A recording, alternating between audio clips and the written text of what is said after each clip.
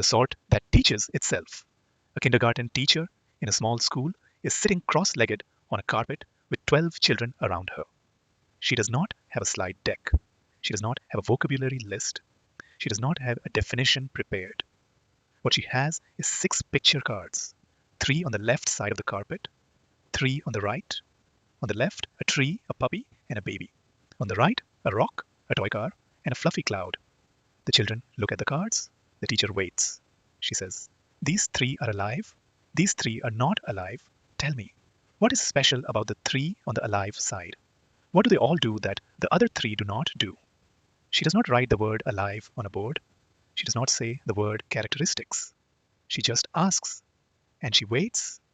A 4-year-old says, "The puppy eats. The baby drinks milk. Does the tree eat?" Another 4-year-old says, "Trees drink water. My mom waters our tree." Another says, "Babies grow. I was a baby and now I am bigger." Another says, "The rock has been a rock forever. It does not grow." The teacher writes these things down on the chart paper in front of her. She does not correct. She does not redirect. She gathers. Then she pulls out a mystery card, a picture of fire. "Is fire alive?" she asks. Suddenly the room is at war. Yes, it eats wood. It moves. It dances. It grows. It gets bigger. But another child says, "If fire was alive, it would make baby fires. Does a flame make baby flames?" The room goes quiet.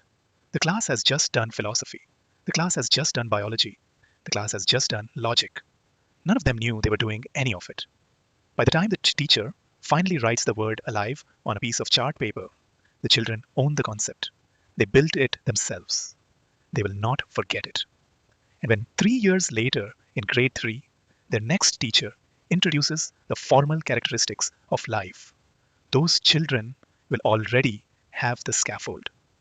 They built it on the carpet on a Tuesday morning with 6 picture cards and a teacher who knew how to wait. This is concept formation. This is the second phase of a concept-based inquiry lesson. And this is, I would argue, the most important pedagogical move in this entire book.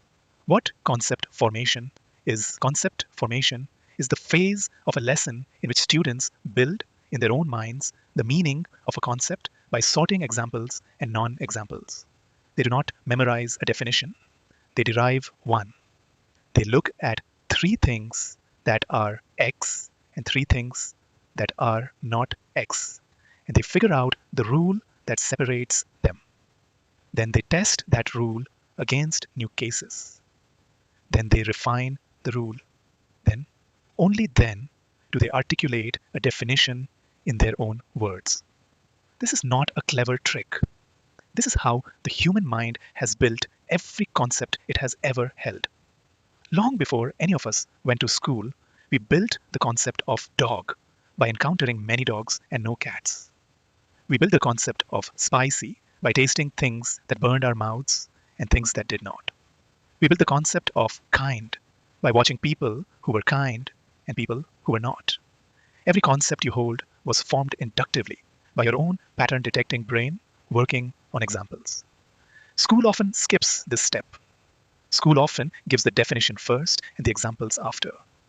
This is, as far as the brain is concerned, the wrong way round. When you give a definition first, you give the student a word with no internal meaning. The student memorizes the word. The student can repeat the definition on a test, but the word does not yet do any thinking for them. It is a label without a shape. When you give the examples first and let the student derive the rule, something different happens. The student builds a mental shape. Then, when the word arrives, the word lands on the shape. The word becomes useful. The word now does thinking on the student's behalf. This is the difference between a vocabulary item and a concept. A vocabulary item is a word you can say. A concept is a tool you can use. Concept formation is what builds tools. The concept attainment strategy. The classroom move that lives at the heart of concept formation is called concept attainment. The idea comes originally from the work of Jerome, Bruner, and Hilda, Taba in the 1950s and 1960s. Both of them noticed that students built durable understanding when they were asked to detect patterns inductively across cases rather than apply definitions deductively. Their work is the seed of every move in this chapter. The concept attainment strategy has 5 steps. I want to walk you through all 5 carefully because once you have these in your hands, you can run them in any subject at any grade. Take a breath. The next part is the one that matters most. The first step is to prepare. Before the lesson, you choose the concept you want students to build. Let us say it is the concept of revolution in a grade 8 history class. You then gather 3 clear examples of the concept. 3 actual revolutions: the American Revolution, the French Revolution, the Arab Spring. You also gather 3 non-examples. 3 things that look at first glance like they might be revolutions, but actually are not. The 2024 UK general election, the Black Death of 1347, the Indian independence of 1947. The non-examples need to be selected with care. They should be close enough to the concept that students must think hard to exclude them. The Indian independence case is deliberately controversial. It will create argument. The argument is the lesson. The second step is to show the yes and no examples. You put the yes examples in one column and the no examples in another column. You tell the students that the yes examples all share something the no examples do not. You do not yet say what the concept is. You do not yet say the word revolution. You simply say these 3 are, these 3 are not. What do the yes ones have in common that the no ones do not? The third step is to let students hypothesize. They work in pairs or small groups. They try to articulate a rule. The first guesses will usually be shallow. Revolutions are when people fight. That is not the rule. The Black Death involved no fighting and was not a revolution. The general election involves no fighting and is not a revolution. Revolutions are when leaders die. That is not the rule. Many leaders die without revolutions occurring. Revolutions are when a different kind of system replaces the old one. Now we are getting somewhere. The students keep refining. The teacher does not give the answer. The teacher asks better questions. Is the Indian independence a revolution by your rule? Why or why not? Argue with your partner. The fourth step is to test the rule against a new example. Once the class has a working hypothesis, the teacher introduces a fresh case. The Russian Revolution, the Iranian Revolution, the Cuban Revolution. The students apply their rule. Does it hold? Where does it break? They refine again. Each test makes the rule more robust. Each test takes them deeper into the concept. The fifth step is to articulate a definition together. Only at the end, after all this thinking, does the class co-construct a working definition in their own words. A revolution is when an existing political order loses legitimacy, opposition becomes organized, a triggering event mobilizes people, and a different kind of order replaces the old one. That definition, built by the students, is far stronger than any definition I could write for them. They will remember it because they made it. They will use it because they understand it. They will refine it for years because they know how to refine it. 5 steps. Prepare, show, yes and no. Hypothesize, test, articulate. Run that sequence in your subject, and you will be teaching the way the brain wants to learn. A worked example: chemical versus physical change. Let me show you what concept attainment looks like in a grade 9 chemistry class. The concept the teacher wants students to build is the distinction between a chemical change and a physical change. Most textbooks teach this with a single rule. If the change is reversible, it is physical. If it is not, it is chemical. This rule is wrong half the time. Dissolving sugar in water is reversible and physical. Burning paper is irreversible and chemical. So far, so good. But melting iron is reversible and physical, and burning iron is irreversible and chemical. Reversibility correlates with the concept, but it does not define it.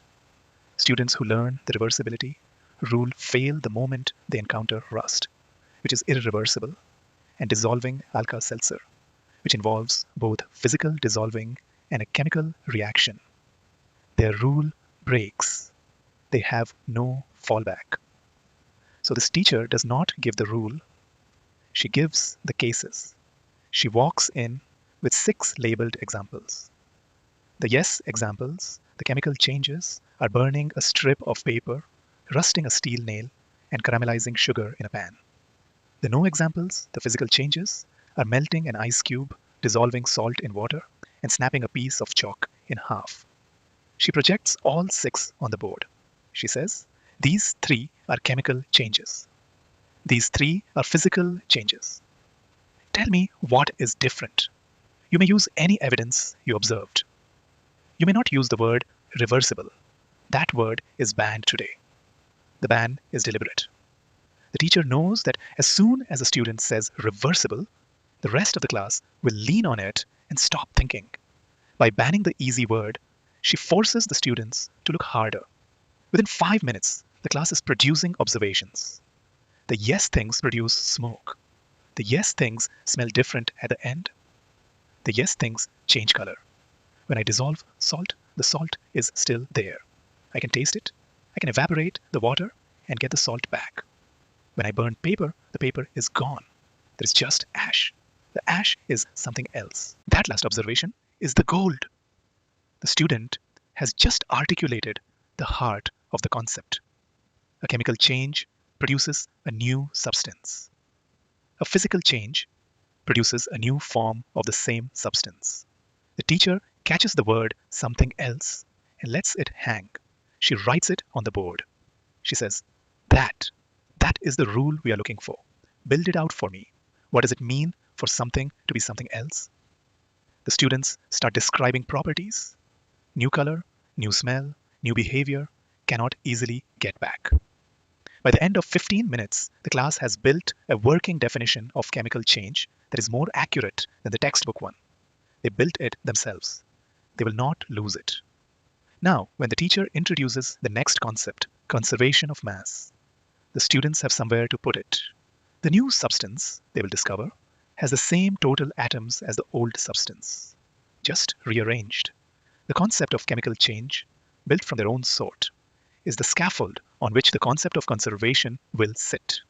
Concepts build on concepts, but only when each one is real, only when each one is owned. A worked example, bias in a grade 5 classroom. Let me give you another worked example, this one from a real classroom. The teacher is named Trudy. The class is a grade 5 international school class in Germany. The students are mostly German speakers learning in English. The concept Trudy wants students to build is bias. She knows that the students hear the word bias all the time on social media and in the news, but very few of them can use it accurately. They confuse bias with prejudice. They confuse bias with unfairness. They confuse bias with meanness. Trudy starts by reading 3 short definitions of bias aloud. She does not stop with the definitions. She asks the students to circle words that appear in all 3. They circle judgment. They circle personal point of view. She writes these on the chart. Then she does the sort. She gives each pair a stack of small cards. Each card describes a scenario. The students must sort each scenario into this is bias or this is not bias. Among the cards are these. A student votes for their friend, not the person who would be the best class representative. A woman is hired over a more qualified man. A country requires only some nationalities to obtain a visa to enter. A teacher creates a fake news story for a learning exercise. The students start sorting. They argue the fake news one is hard. It is unfair, so it is bias. But who has the personal point of view? There is no one having a judgment. It is just a lie. It is not bias. It is fake news. The teacher overhears this and steps in.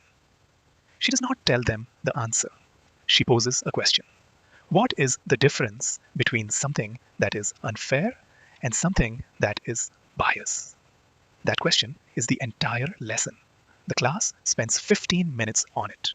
By the end, they have built a working definition. Bias is when a person makes a judgment from a one-sided point of view. Bias is not the same as meanness. Bias is not the same as unfairness. Bias is a particular thing. What did Trudy do that mattered? She did not deliver the definition. She did not tell the students they were wrong. She let the cases pull the misconceptions to the surface. And then she asked the questions that forced refinement. She held the line. She did not give them the answer. They built it. Notice one more thing.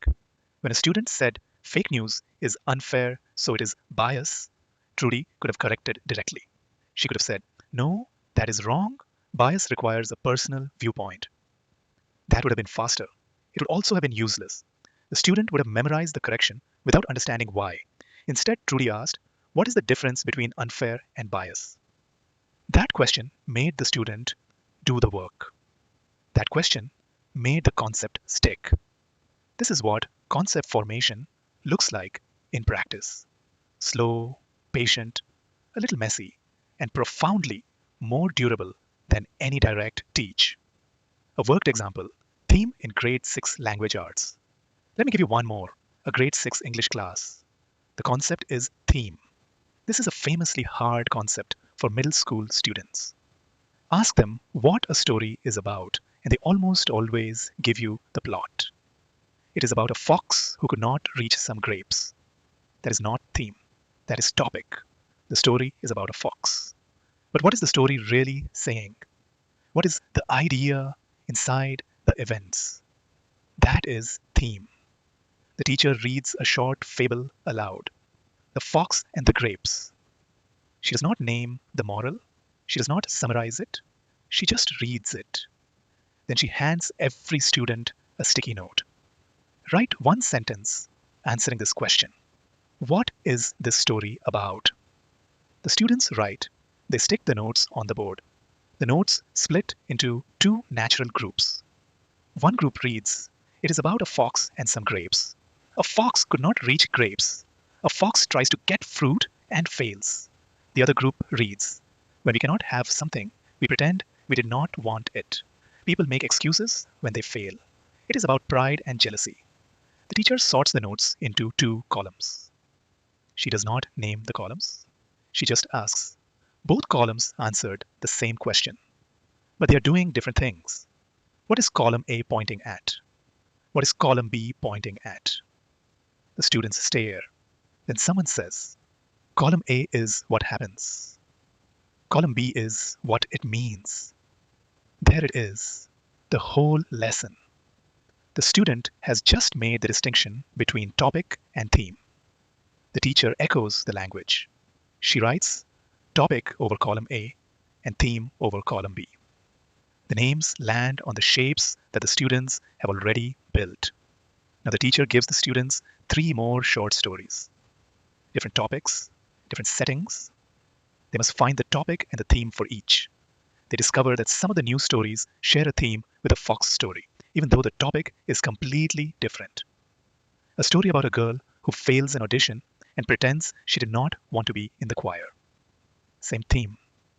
A story about a boy who cannot climb a tree and walks off saying it was boring. Same theme.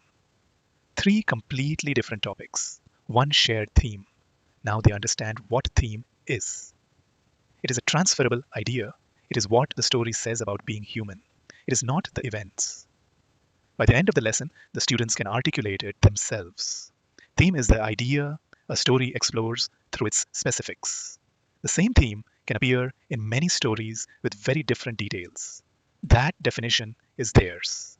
They built it in 40 minutes from a fable, 6 sticky notes, and a teacher who asked one good question at the right moment. The Frayer model. There are a few formal organizers that support concept formation. The most well-known of these is called the Frayer model. It is a 4-quadrant grid. In one quadrant goes the definition. In another quadrant goes the characteristics. In another quadrant goes the examples. In the fourth quadrant goes the non-examples. Students fill in all 4 as they build the concept. The Frayer model is useful because it forces students to handle all 4 aspects of a concept together. A concept is not just its definition. A concept is also its characteristics, its instances, and its limits. Most school teaching focuses only on definition. The Frayer model breaks that habit. Students who have completed a Frayer model for democracy can tell you what democracy is, what features it has, what examples exist in the world, and what looks like democracy but is not. They have a 4-dimensional grasp instead of a 1-dimensional one. Use the Frayer model when you want students to consolidate a concept after the sort. Do not use it before the sort. The 4 quadrants work best when the students have already done the inductive work and are now organizing what they have learned. The Frayer model is a tidying tool, not a discovery tool. The sort discovers. The Frayer organizes. The is and is not chart. A close cousin to the Frayer model is what some teachers call the is and is not chart. It is simpler, 2 columns. On one side, things that are X. On the other side, things that are not X. Below each column, the criteria that justify the placement. A primary teacher might use an is and is not chart for the concept of friend. On the IS side, someone who listens, someone who helps when you're sad, someone who tells you the truth even when it is hard. On the is not side, someone who only plays with you when you have new toys, someone who is mean when their other friends are around, someone you're afraid to upset. The chart is a way of sharpening the concept. It forces the question, what counts? The IS and is not chart works at every age. It can be picture-based in kindergarten. It can be philosophical in grade 12. A diploma teacher might use the same structure for the concept of knowledge claim in theory of knowledge. On the IS side, the Earth orbits the Sun. The average human heart beats 60 to 100 times per minute. Torture is morally wrong. On the IS not side, I had cereal for breakfast. My favorite color is blue. This music sounds beautiful. Students argue about whether a moral claim, like torture is morally wrong, really is a knowledge claim or only an opinion claim. The argument is the lesson. The chart is a structure for holding the argument in view. The discipline of waiting. I want to come back to the hardest part of concept formation. It is not the design, it is the waiting. The teacher's discipline in concept formation is this. You do not name the concept until students can describe it in their own words. The temptation to name it early is enormous. The teacher knows the concept. The teacher knows the word. The teacher has been thinking about this concept for years. The students are inching toward it, slowly, awkwardly, with words that almost get there, but not quite. It is so tempting to say, yes, what you mean is X. The word for that is theme. Let me explain. Do not do this. Do not name it until they have built it. There is a reason for this. If you name the concept too early, students will swap the word for the work. The word becomes a shortcut. Theme. Yes, we did that. Theme is the idea. But the student does not yet have the idea. The student has only the word. When that student is asked 6 months later to find the theme of a new story, the word does not help. The student needs the underlying mental shape. The underlying mental shape is built by the sorting, the arguing, the testing. If you name the concept too early, you take away the sorting. You take away the building. You hand the student a word with no shape inside it. The word feels like understanding, but it is not. I know this sounds harsh. The waiting feels cruel. The students struggle. They almost get it. They miss by a small margin. You want to reach in and help. Do not. Ask another question. Offer another example. Trust that they will get there. They will. They are pattern detectors. That is what their brains are for. You just have to let them detect. A grade 4 teacher, I know, used to say, the hardest thing in teaching is to wait 60 seconds in silence. I can teach all day, but 60 seconds of silence makes me want to crawl out of my skin. I am working on it. She's right. The silence is the work. Practice the silence. It gets easier. The first few times you do it, count out the seconds in your head. Take a breath at every 10. After a few weeks, the silence will start to feel like a friend. You will see students lean into the silence. You will see them think. That is when you know it is working. Why it works. A brief word about cognitive science, because it helps to know. Concept formation works because it is aligned with how the brain builds schemas. A schema is a mental framework that organizes information about a category. Your brain holds schemas for dog, fairness, rectangle, metaphor, revolution. A schema is not a list of features. A schema is a structured set of relationships between features and instances and contexts. Schemas grow by accumulation. They are refined by contradiction. They become useful by being applied. When you give a student a definition first, the brain has nothing to attach the definition to. The definition floats. The brain stores it in a thin and brittle way. When you give the student examples first and let the brain build the schema, the definition arrives later as a label on something already real. The label sticks. The schema thickens. Future learning attaches to it. There is also something called the testing effect. When the brain is asked to generate or retrieve information, the act of generation strengthens the memory far more than the act of receiving information. Sorting examples requires generation. The student must produce the rule. That production is itself learning. By the time the student articulates the definition in their own words, the brain has run the rule through many cycles of generation and testing. The definition is now part of a thick web of related thinking. Compare that to the deductive route. The student reads the definition. The brain stores it shallowly. The student is then asked to apply it. The application is the first time the brain is doing any work with the concept. By the time the worksheet is finished, the brain has touched the concept twice. Once in receiving the definition, once in applying it. Twice is not enough to build a durable schema. Concept formation, done right, touches the concept 10 or 15 times in a single lesson. Once in the sort, once in the hypothesis, once in the test, once in the refinement, once in the articulation, once in the consolidation. Each touch deepens the schema. By the time the lesson ends, the student has done more thinking about the concept than a worksheet could ever produce. This is why students who learn through concept attainment remember what they learn. The lesson built a mental tool, not a verbal label. What you can do tomorrow. Pick a vocabulary word you usually define for your students. Any word. It can be a science word like ecosystem. It can be a maths word like function. It can be a literature word like method, metaphor. It can be a humanities word like democracy. Whatever you have on your list for the coming week, tomorrow do not define it. Instead, show 3 yes examples and 3 no examples. Project them on the board, or print them on cards, or read them aloud.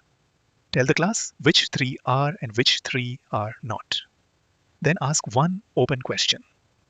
What do the yes ones have in common that the no ones do not? Tell me the rule. Wait, let them sort, let them argue, let them get it wrong before they get it right. Do not name the concept, not yet. Let them build it. Only when a student in the class can describe the concept in their own words, in a way that captures most of what you wanted, do you then add the formal word.